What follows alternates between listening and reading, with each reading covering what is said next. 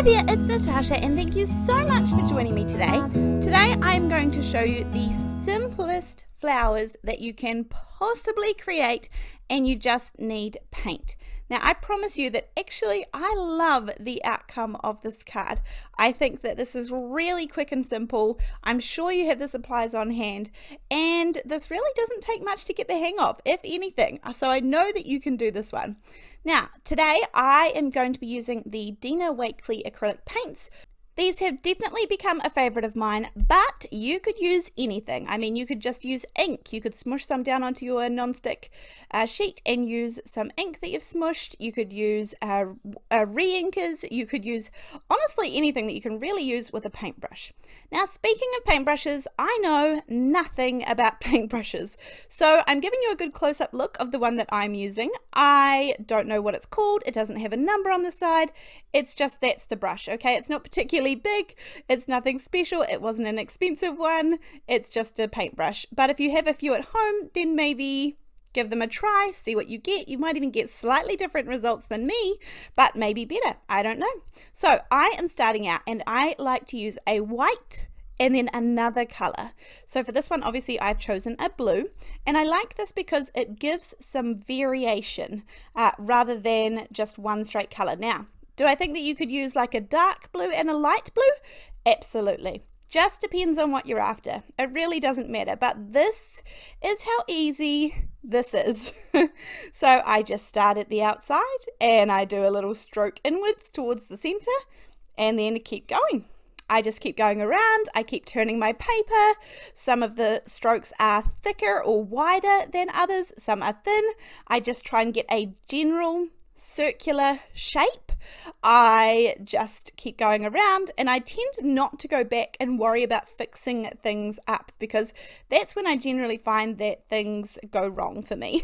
So sort of what I get the first time is what it pretty much is.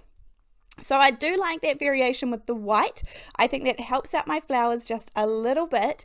And even at this point, if you're dubious and you're like, looking interesting, Natasha, hold with me. I think this video is one that you should hold fire and see how these turn out. Now, this is extremely basic. I'm not doing anything fancy. I don't have fancy paints. I don't have fancy paint brushes. I am just using a piece of regular cardstock. This is not watercolor cardstock or anything like that. And I just use the Frenchville 110-pound paper that I get at Spotlight here in New Zealand, and this is a very, very affordable paper. Nothing too crazy about it, but I do really love it. I use it for my card fronts and my card bases. So I have done one. Now this one, I think the color is maybe eggplant, and I just wanted to change it up just to show you. I'm going to do some slightly bigger flowers. I like, again, the variation with using the white and a different color, and I'm just doing bigger strokes in towards the center, and I tend to do them randomly all over the page. This is something that even my daughter has given a go. She loves doing it, and I think that she loves that she gets decent results from it as well, and it's so simple. So this would be a good one to do if you have grandbabies or grandkids that come and help you do crafting, or you look after them. I'm sure that they would love that. Or if you are a parent like me and have kids that are able to do this. Even my son, who is now 4, he just turned 4, which is hard to believe, but even he loves to do crafting more than anything. He absolutely loves it, and he was able to do these flowers as well. A little bit his version, his style, but they were gorgeous nonetheless. And more importantly, he was really proud of what he had created, and I was really proud of it too. So now this part here, this is just me cheating. I am using the same color paint that I used for my flowers. I have a little piece of handy towel, kitchen towel in my hand, and I am just spreading this around to create a frame, a border that I'm actually going to die cut out of. This is just me getting the same color cardstock essentially that I used so that everything is matching. I didn't really want to go looking and searching for an ink color that was going to be similar. I may have one that was similar, but I honestly just find it easier to use the acrylic paint. It is so easy to use. Now, this is the Elegant Twist Rectangles from Spellbinders, and I know I've shown this a couple of times before, but this is a newish one to me because I really wanted to step up my game around the edges of my cards. I do a lot of quite simple techniques, and I find that something like this makes all the difference, and you will see on today's card that that is for sure. And then at the very, very end of this video, I'm going to show one thing that even surprised me, that the difference that it can make in your finished card making. So this set is really versatile because depending on how you put it together, you can have lots of different outcomes. I have chosen to go for the twist in the middle, plus the outside frame, plus the inside frame. Bear in mind that you don't have to do all of these, and of course they're going to cut differently depending on which ones you choose to include.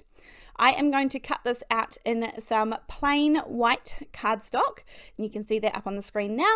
And then I am actually going to leave the outside frame, but I'm going to take out the twisted part of the die so that I am just using those two outside dies, and I'm going to run that through with my piece that I colored with the acrylic paint, so it's all going to be nice and matching. And then from there you can layer these up. Now I must admit that what I thought was going to be really cool when I was layering these, I'm one of those people who tend to like to see snippets of shiny gold foiling and things like that. I don't really like the big overwhelming shininess. So I was thinking that I think this would look good with some gold foil or you know, like gold mirror cardstock or some glittery cardstock, something peeking through like that. So that was my next plan when I was doing this, but I try and stay on track. I am using a domed foam blender recently to attach some liquid glue to the back of my intricate die cuts.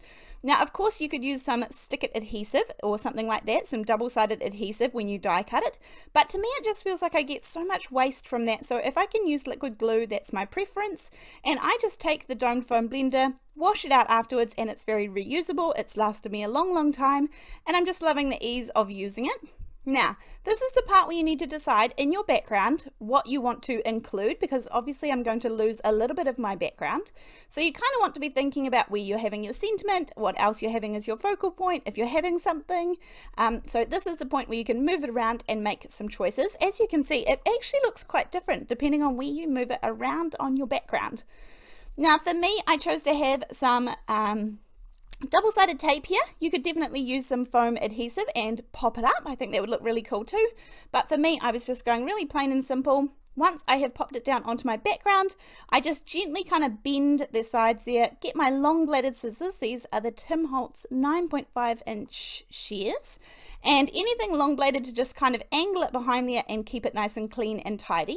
Then from there I'm going to add some more double-sided tape onto the very back, and then this is going to go down onto my card base. My card base is 4 1/4 by 5.5 inches.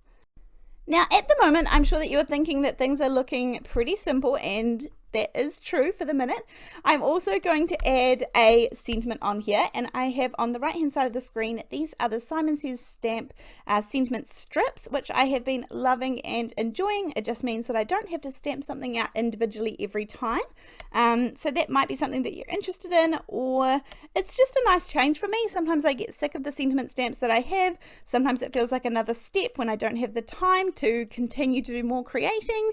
Yeah, just a whole host of reasons as to why I have enjoyed using some pre-printed ones in the last little while. I definitely still enjoy stamping them out as well, but yeah, it's just personal preference. I add a couple of little notches, flag notches in each side, and then I have with thanks and then a little sub sentiment to go along with it. And I still think that this is looking pretty plain. It looks fine. I am going to pop this up on some foam tape, but I'm going to do a couple of things from here. So number one, your options are endless when it comes to if and what you would like to pop in the center of your flowers. Now I think that they needed just a little something to kind of finish them off. So of course you have lots of options. You could go with enamel dots, you could go with something like Nouveau drops, or you could go with some gems. I mean, you could use a contrasting color, you could use a similar color, you could, I mean, there's just so many options. I decided to go with some enamel dots, and I decided to go with the color that wasn't going to kind of stand off too much. Now, at this point, again, the card looks nice, but there is one thing I just want to show you. I had a leftover scrap here from the inside, And I think that this, if you put this down here, look at the change, how much it changes the card.